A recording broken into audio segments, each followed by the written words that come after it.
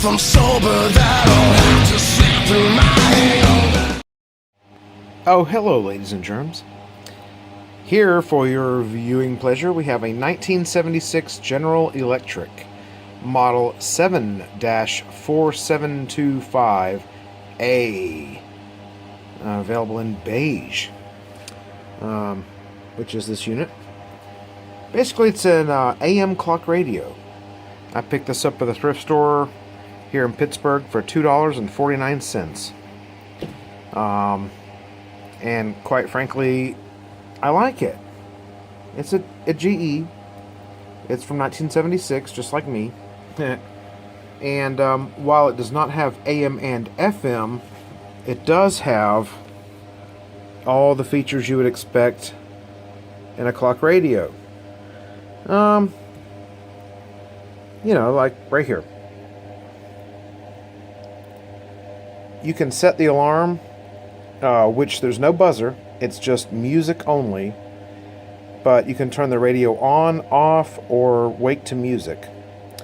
Now, unfortunately, music is somewhat unavailable anymore on AM, but I do have it tuned to a local Pittsburgh talk radio station, KDKA, which is 1020 AM, and it picks it up quite nicely. It does have a little bit of interference from the computer and from the fluorescent light that's currently illuminating this video frame, but let's take a look here. I've had it plugged in for about a week now, and the time just turned shortly there to 12:49 a.m. And you know, I've got the atomic clock pulled up here.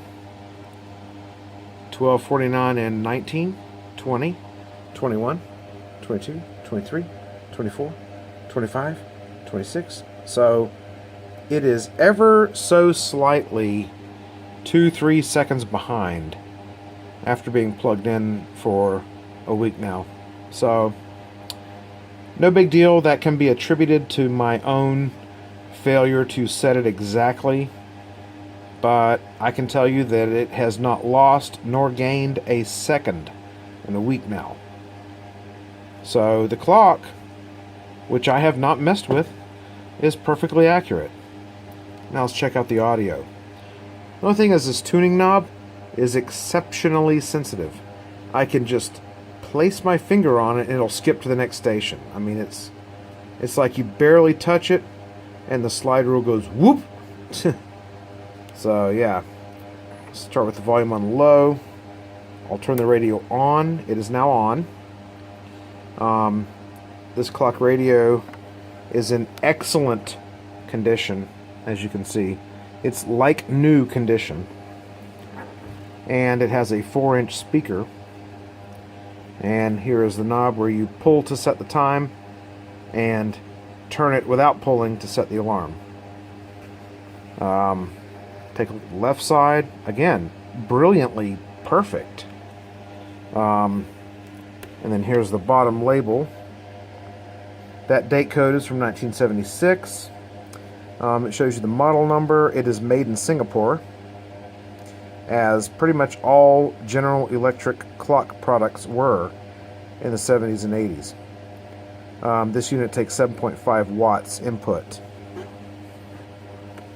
Alright, so anyway, I have already switched on the radio with the volume down. Let's ramp it up a little.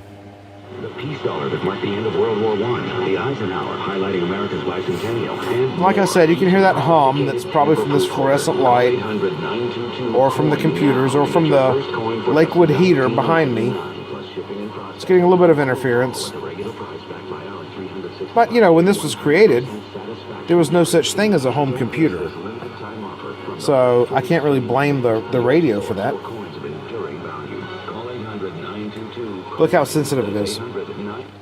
See, I barely touch the knob and it jumps halfway down the scale. Let's start at the bottom and we'll go up.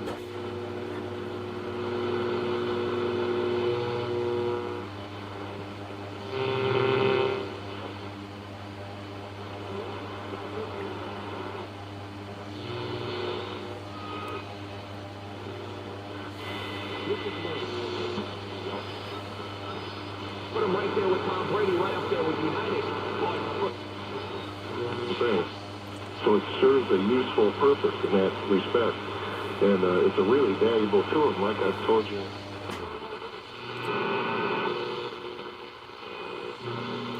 Well, I guess we know it's not the heater because it just turned off. On Twitter.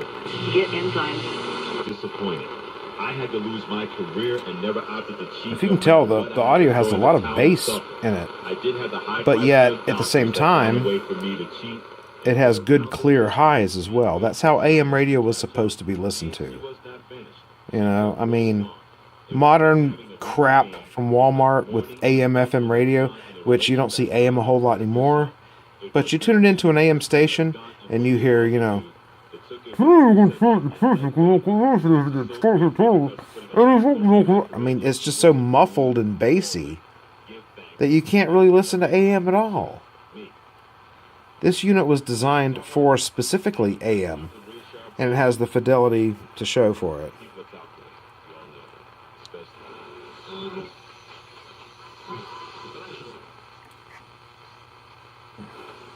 Washington, D.C., around the end of March, 1st of April.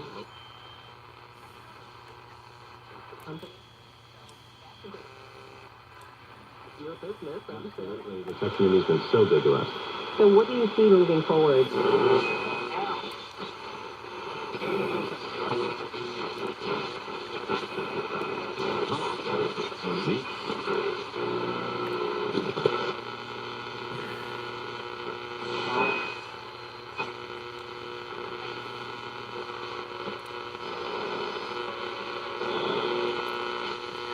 Okay, well, anyway, I'll turn it off at this moment. You can tell, you know, from those little snippets of sound, how it does actually sound really good. The only problem I can tell is not due to the, you know, the age of the radio, but it's just you take this tuning knob and you barely flick it, you know, and you go almost the whole scale. I mean, I can take it like here and go boop, almost to the top with one little quarter turn. It would have been much better if it were, you know, more fine-tuning capable. Because like I said, I can put it on 1020 AM, and it's right about there. It's about correct as far as the scale. But I have to really just gently inch. Can you hear that? Just one little notch at a time until I get it perfectly tuned in. So, you know, it sounds great, works great. The clock is obviously very accurate. Currently, it's about 3 seconds behind the atomic clock in Colorado. And let's see here, 58, 59, 12:56. I mean, you know, it may not be set dead accurate, but that would be my fault because I got it as close as I could. But it has kept time perfectly for a week now without being, you know, gaining or losing a single second the whole time. I have novused the cabinet in its entirety, the whole cabinet. I applied Vinyl X to the power cord so it's nice and soft and pliable and bendy. Not bad for, you know, being 40 years old. This entire unit is 40 years old. You switch it on, it works. It sounds good. You know, there's no problem with the volume knob. You know, there's no problem with the tuning control. There's no problem with the clock. The alarm works. It turns on the radio at the exact time that you set. And it's 40 years old. Unlike this modern crap you buy at Walmart or Target that works for a couple years and then it just decides to fail.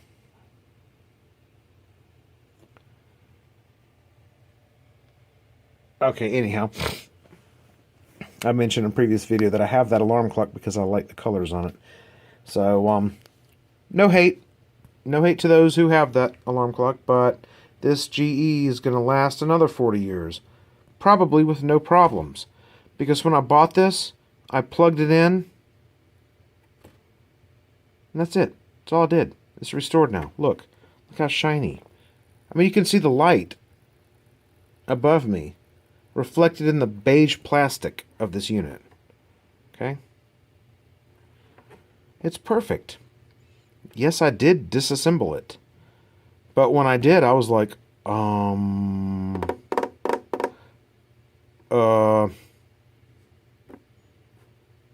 okay.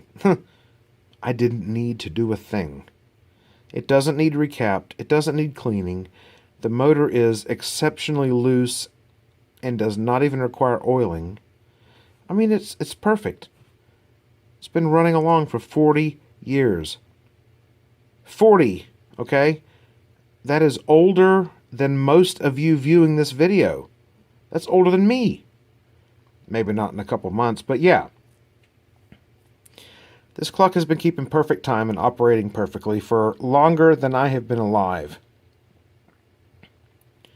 And I'm an old fart. Yes, I get that. So, my life is half over. But this clock will probably last another 40, 50 years, outlast me. And still provide exceptional sound quality on AM, as long as AM is alive. I'm pretty sure that it's going to go the way of antenna TV, but, you know, within the next few years, in fact, but still. You know, this is quality made. Now, yes, I understand it probably cost the equivalent of $40 in today's money. And you can go to Walmart and buy a clock radio for $8.99.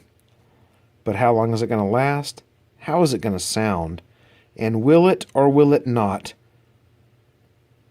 fault and burn your house down? Who knows? What do you hear about in the news now? Fans catching fire. Cell phones catching fire. Cell phone chargers burning a house down. Girl got burnt just by putting her cell phone in her pocket. Someone else was charging their cell phone under a pillow. You know, just one thing after a freaking another with these modern Chinese bullshit things. And yet you get this little simple clock with an AM radio. Undoubtedly the value model of General Electric back in 1976. But, you know, still keeps plugging right along. I hope you enjoyed this. And please click like and subscribe. And I hope you have a great day. There will be more to come. Thank you.